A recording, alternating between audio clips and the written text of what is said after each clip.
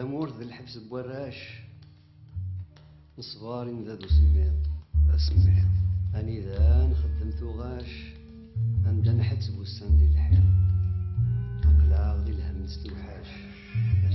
A grande ponte que une o Ocidente às sociedades árabes em convulsão nos anos 10 do século XXI continua, como sempre, sendo negra e viscosa.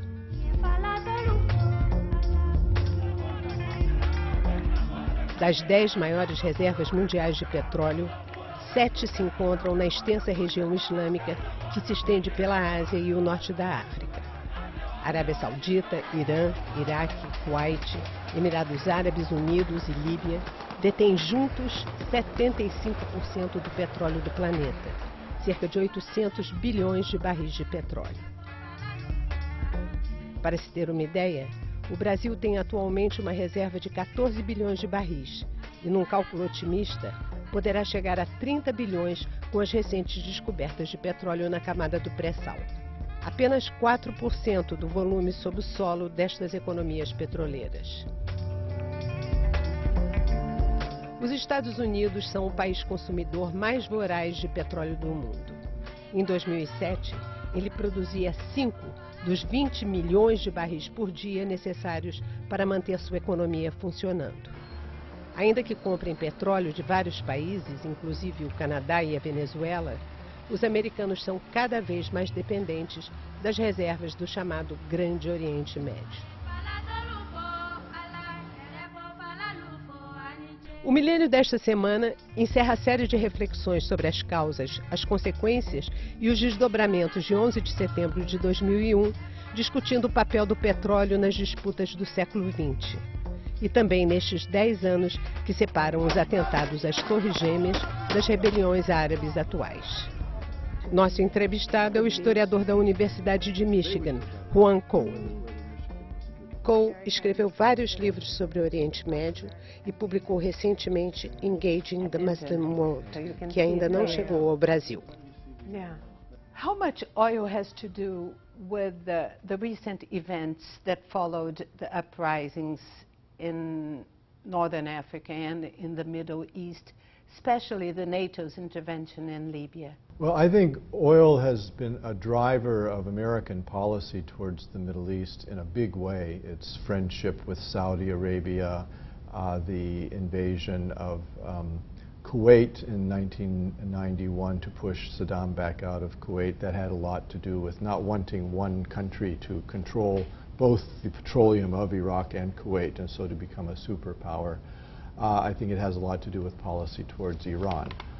I don't think that petroleum is so important in the events of the Arab Spring. We have to keep in mind that Libya has one of the largest reserves in Africa. In Africa. But it's relatively small in world terms. Mm-hmm. So Libya was producing about 1.7 million barrels a day. Mm-hmm. Saudi Arabia produces... But we're talking about reserves that, as I read in your book, of 4 billion barrels. Right. Libya is not unimportant to the oil markets, but it's not as important as some other countries. And moreover, it had already been opened to Western oil companies, yes, because the sanctions that had been on Libya, which prevented investment there, were from Europe and from the United States. In 1998, the Europeans lifted their sanctions. In 2004, the Americans lifted theirs. And after that, the oil companies in Italy and Spain and in France and Britain all came and did billions of dollars of bids. I think there was a great fear in Western Europe that if Gaddafi crushed the reform movement, that people would become radicalized, as had happened in Algeria after 1991. And if Libya becomes radicalized, then Al-Qaeda can get a toehold there, and it will spill over into Italy and into France and so forth. So I think it was security concerns that drove the Western European intervention mainly. Is there any very strong fundamentalist force in Libya? There had not been. But the fear was that if Gaddafi crushes the reformers, he will drive them into radicalism. Well, let's come back to the oil. Reading your book, it seems clear that the U.S. engagement in this region has gone through different stages since the Second World War. I would ask you to follow with us a chronological point of view. Phase one, if I may say so. During the Cold War, it was about to assure the Gulf petroleum, that the Gulf petroleum should flow freely to Japan and Western Europe. Tell us about it, this moment. After World War II, of course, the world gradually was divided into pro-Soviet and pro-American pieces. The two powers were in a big chess game with one another. And one of the deficits that the United States and its allies faced was that there was no source of energy for Western Europe and for Japan. The United States at that time, through most of the Cold War, was a major petroleum producer itself.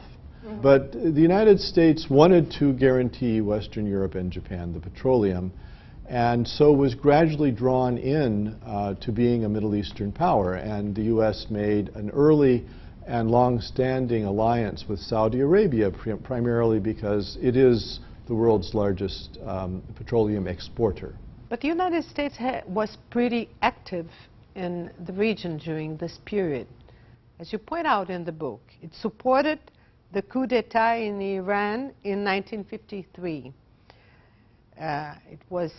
It supported the fraudulent elections in Lebanon that kept in power the pro-American leader Camille Chamoun in 1957, backing the Ba'ath Party that overthrew the Iraqi nationalist General Qasem in 1963.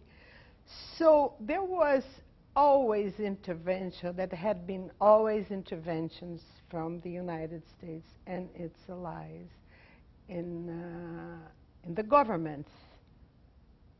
Yes, the United States, after World War II and in the course of the Cold War, became a kind of empire. So when the Iranian parliament, which was democratically elected, nationalized petroleum and then elected Mohammad Mossadegh its prime minister in 1951, the United States and Britain announced a boycott of Iranian petroleum, and there was pressure coming from the major oil companies. What is now British Petroleum, or BP, was then the Anglo-Iranian Oil Company. So that's where BP comes from. It was the Iran. It had the contract for Iranian petroleum, and the major U.S. companies also were very angry at Iran's attempt to nationalize its petroleum. And ultimately, the Americans sent in the CIA to work with the right-wing officers to make a coup in 1953. And as you say, there was a covert intervention in Lebanon in 1957 to support a right-wing Christian president against his internal enemies. But so yes, the United States has intervened in the Middle East to try to shape it in powerful ways. In many instances, the United States also lost. You know, in the 1950s, it was wooing the nationalist leader in Egypt, Gamal Abdel Nasser, and President Eisenhower even intervened on Abdel Nasser's behalf in 1956 and made the British and the French and the Israelis withdraw from Egypt in hopes of winning, I think, Abdel Nasser's friendship and guaranteeing that Egypt did not go into the Soviet camp. But increasingly, there were tensions between the United States and Egypt, and ultimately, in the 1960s, Egypt did become an ally of the Soviet Union, and Premier Khrushchev visited in 1964. So a decade later, Anwar Sadat then brought Egypt over to the American side. So, you know, it went back and forth sometimes. Then we come to the 1970s crisis, when a new wave of nationalization by OPEC members took place. The withdrawal of the British troops by this time in the region made a sort of vacuum of political security to the West in the region. What happened then? Yeah. Well, the British, of course, had been in charge of the Persian Gulf since the 19th century and had shaped it powerfully. But Britain withdrew and decolonized through the 60s, and by 1971, virtually all the countries in the Persian Gulf were independent. Many of them were small. They were emirates that had made treaties with the British and had gotten naval protection from the British. Now there was no guarantor of their security. The United States at the time was not interested, I think, in becoming a major power in the Persian Gulf region. The Middle East was a secondary arena for the United States. It was much more interested in Central Europe, where, of course, American tanks and Soviet tanks were staring at one another between East and West Germany, and in Southeast Asia, where the U.S. was pursuing the Vietnam War. And the first thing that Nixon, Henry Kissinger and Richard Nixon tried was to ask the Shah of Iran to guarantee the security of the Gulf. And the Shah actually sent troops at some point to Oman and was acting like a regional power. And ordered a lot of military equipment from the United States to play that role. But in 1979, the Shah was overthrown by the Islamic Revolution, and so that plan was destroyed. U.S. and its allies also stimulated the idea to transform Saudi Arabia as, to give Saudi Arabia a sort of leadership, leadership in the region. And could we say that those were the seeds of the Islamic fundamentalism? I think it's one of the roots of it. The United States, at several points during the Cold War, tried to promote Islam. It's ironic now, but that was the case then. So the Eisenhower administration provided funds to improve the railroads so that pilgrims could come on pilgrimage to Mecca. And Eisenhower wanted to build up the king of Saudi Arabia as not only as a secular monarch, but as a religious figure that maybe would attract the loyalty of Muslims throughout the world. And the idea was that Islam, that religion, piety could combat communism, which of course doesn't believe in religion. And moreover, Islamic law had a long tradition of supporting property rights and private property, so it could be deployed for capitalist purposes. Billions of dollars in the 1980s were channeled to Muslim radicals as long as they would fight the communists. So it is a kind of Pied Piper of Hamelin story. If you promote right-wing Islam long enough, then you'll have a lot of right-wing Muslim fundamentalists, some of whom may then turn against the West. So can we say then that a new phase started when the U.S. finally decided to explicit its major military power in the region after the Gulf War? Yes. I think, you know, the attempt to find a proxy failed. They had two enemies.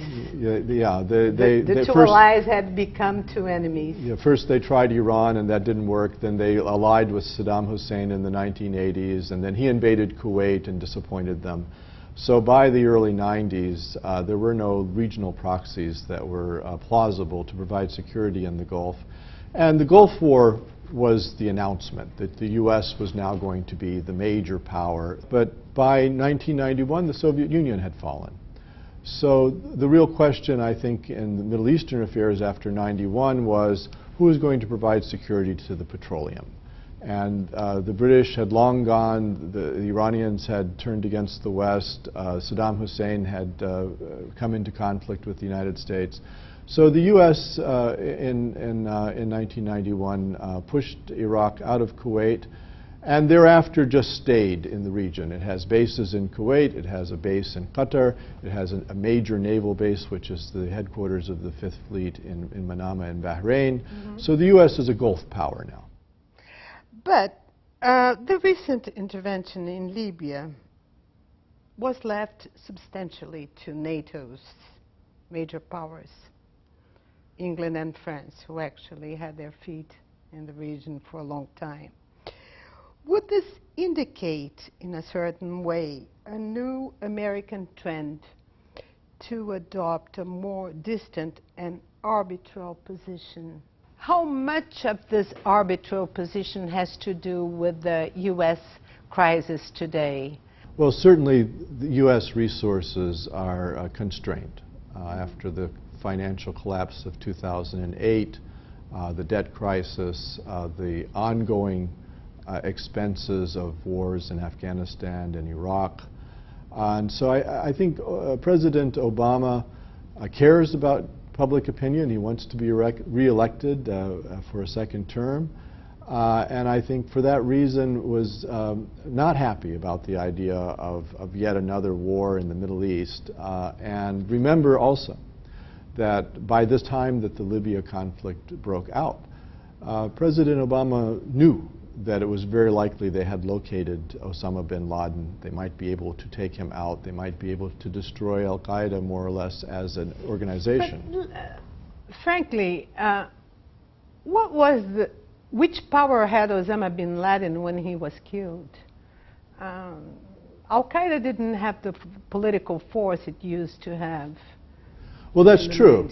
That's true. I mean, Al-Qaeda was always exaggerated as a threat. Of course, killing 3,000 people in such a massive way had made the reputation, but it was a relatively small operation, cost $500,000. What I'm saying is that Obama was reluctant to get involved in Libya because he knew politically that he had probably a great victory coming, and he didn't want to muddy the waters with a quagmire in Libya because nobody knew if this thing would succeed.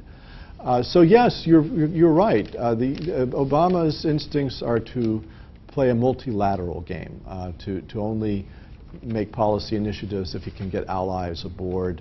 And I think the enthusiasm of Nicolas Sarkozy and David Cameron for this Libya venture, as well as the enthusiasm of Saudi Arabia, Qatar, the United Arab Emirates, was key. Perhaps this new century is facing a new geopolitical shift. There's a new race for natural resources, which involves new players in the game, the continental emerging countries. And two major oil consumers got into the picture, China and India. Both of them are heavily investing in Saudi Arabia, and China is heavily investing in Iran, too. Would you say that we are entering a new and more complicated stage of dispute of influence in this area? Yes, because there aren't that many new fields being discovered of petroleum. And over time, the demand is rising more quickly than the supply.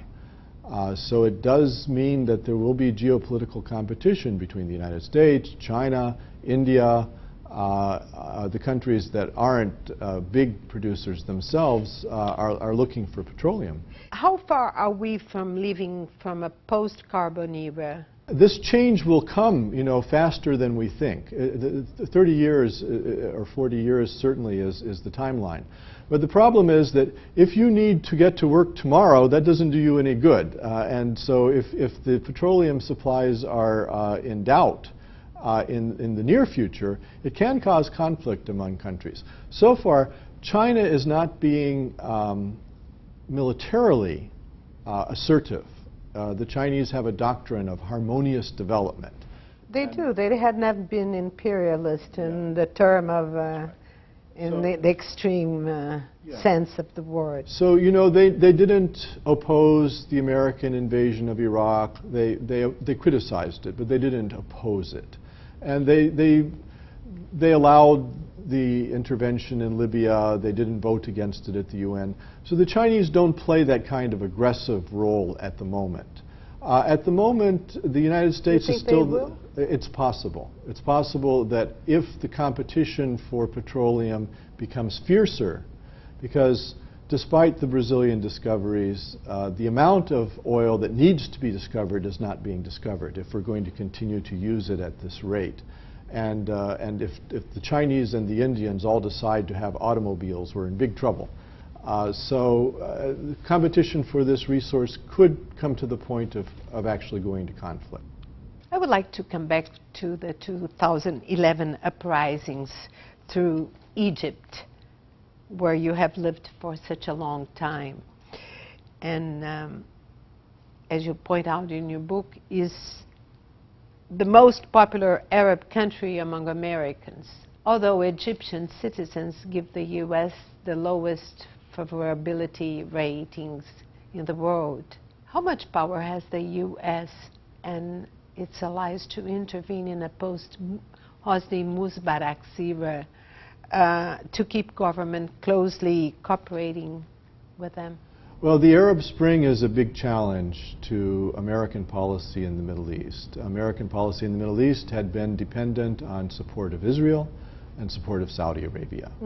It sounds contradictory, but those are the two pillars. And Egypt was key because... Sounds, but it is not contradictory. In fact, it's not.